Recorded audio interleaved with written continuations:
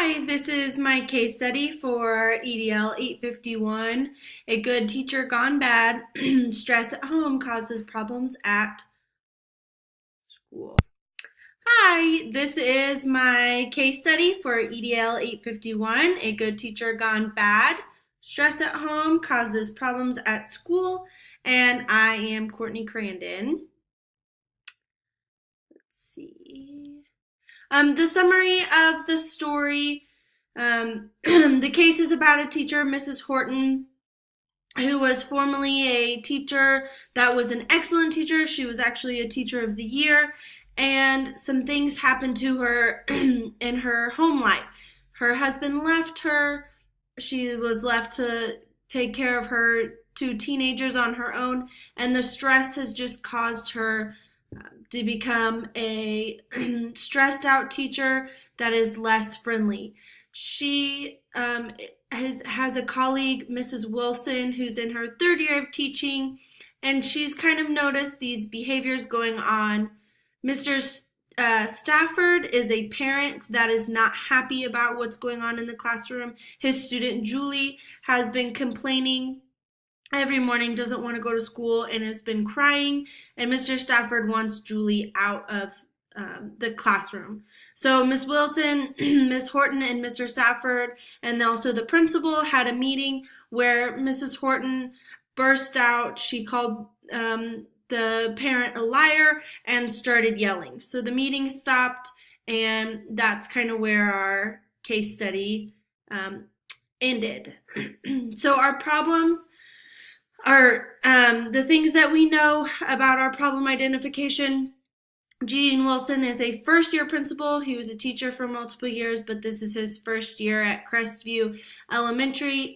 It's a rural school. Mrs. Horton is being unprofessional. She's late. She is apparently being verbally abusive. She's yelling at the students, and she's just not being very professional like she has been in the past. Mrs. Wilson, another teacher, has noticed these changes. She says she's noticed that Mrs. Horton has been stressed and a little less friendly. We know that Mrs. Horton is having some problems at home, that it's said that her husband left her to take care of two teenagers. Mr. Stafford wants Julie out of the classroom. Apparently, Julie has been crying every morning, not wanting to go to school, and Mr. Stafford doesn't want to put his daughter through that anymore. And then again, Mrs. Horton was a great teacher in years before, was nominated and won Teacher of the Year, but some stress has caused some problems in the classroom. So what do we need to know? Things we need to know: are there policies being broken? That Miss Horton, things that she's doing in the classroom, is she breaking the policies? Is she breaking the rules? And if so, what policies? And then also, what are the policies of removing a teacher? Is Mrs. Horton going to get fired just on the accusations of this parent? Are there protocols that need to be followed? And then next, is there a mentor program for teachers? So not only first-year teachers, but just teachers that have been having a struggling year. Is there a program put into place that could possibly help Ms. Horton out? So identifying our problem. Mrs. Horton is a former Teacher of the Year who has hit a rough patch in her life, and it's causing problems in her career. This stress of her life is affecting the way she's been a teacher in her classroom. Her students are not happy, parents are not happy, which probably is causing more stress. And then she's become short-tempered and angry with her burst outs at the parents and the accusations of doing that to students as well. So my plan of action, I have 4 steps. 1, discuss with Miss Horton alone, whether that's the principal or Mrs. Wilson as a colleague and a friend, discussing some of her issues alone and not in front of a parent. Then setting up random planned walkthroughs. This would be as an administrator. 3rd step would be set up another meeting with Mr. Stafford, the parent. And 4th and lastly, check with the district policies about the situation going on. So when we are discussing with Miss Horton alone, we want to make sure that we're making her feel comfortable. I think she's having some burst outs because she's feeling like everybody's attacking her. Having that meeting maybe wasn't the best without having the plan in place beforehand. She's feeling that she's been attacked, and with the stress and everything going on in her life, this just isn't working for her. Find out what's going on in her life. So as Miss Wilson, as a colleague, as a friend, just getting together with her, being there for her, supporting her, and finding out. And then finding out, is this a permanent change in her behavior? Did something more drastic happen than just what's happening at home? And if so, what can the school do to fix this? So then for her teaching, setting up random and planned walkthroughs. I think it's important to set some up that she doesn't know are coming, that the principal just walks in to observe, fills out an evaluation form, makes it a formal observation, but make sure some are planned and then some that aren't. And then also setting up pre and post meetings. So before a formal observation, meeting with the teacher to find out what she's going to be doing that day, what the lesson's about, is there anything she needs for support, and then having the observation, and then lastly having a post meeting after to talk about how the lesson went. Again, giving her that support that she is clearly needing. Step 3, set up another meeting with Mr. Stafford. It's important that we keep our parents happy. We want to clear up with Mr. Stafford, resolve our issue, and again, just we want to keep the parents happy. That's one less thing Mrs. Horton needs to deal with, our angry parents coming after her. So meeting with Miss Horton, kind of finding out what's going on, finding out that plan of action, and then having that meeting with Mr. Stafford. And if you're going to move Julie out of the classroom, that could be part of the meeting as well. And then the last plan is check with the district policies. And we want to make sure that Mrs. Horton is not breaking any policies. If so, what can we do? Either what's our plan of action for that, or what can we do to support her so that she doesn't continue down this path. And then finding out if the district has policies on a probation period. I know the district that I work in, if a teacher is failing evaluations, they're put on a year of probation with more evaluations, more walkthroughs, more meetings, and they have a plan of action. So finding out what kind of your plan of action for your walkthroughs and observations. And then following these procedures, making sure everything's fair, making sure we're following the exact rules and protocols that are going on. And then we want to make sure that we're doing everything we can to support Miss Horton. We don't want to attack her. Clearly she's having some issues, some stressed out issues. Attacking her and making that a problem would be even worse. Next, what are we doing to promote the success of the students? What are we doing that is best for the students? So assuming that we find out the accusations are correct, moving Julie to another classroom, making that reconnection with Mr. Stafford, and making sure we're doing what's best for Julie and all the other students. Making a plan for Mrs. Horton.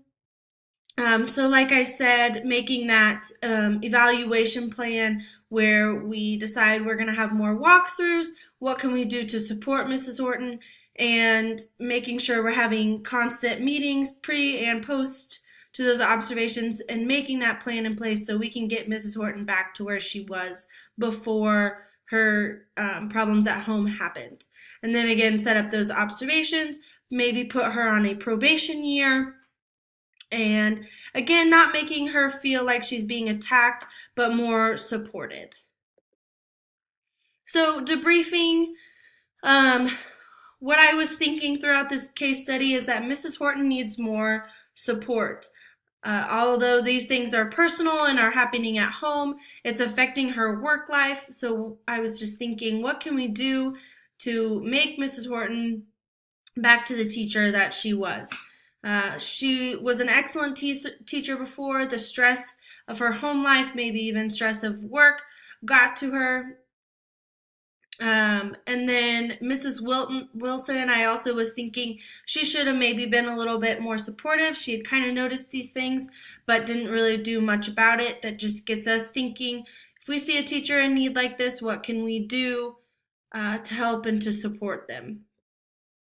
Then the couple things I was feeling was sympathy towards the students. It's not their fault. It's not fair that they got Mrs. Horton while she was going through her rough year. So I feel for those students and, of course, the parents of those students. And then concern for Mrs. Horton and her well-being. I'm hoping that she can get back to, and this is just 1 year of stress out, and she can get back to that Teacher of the Year status.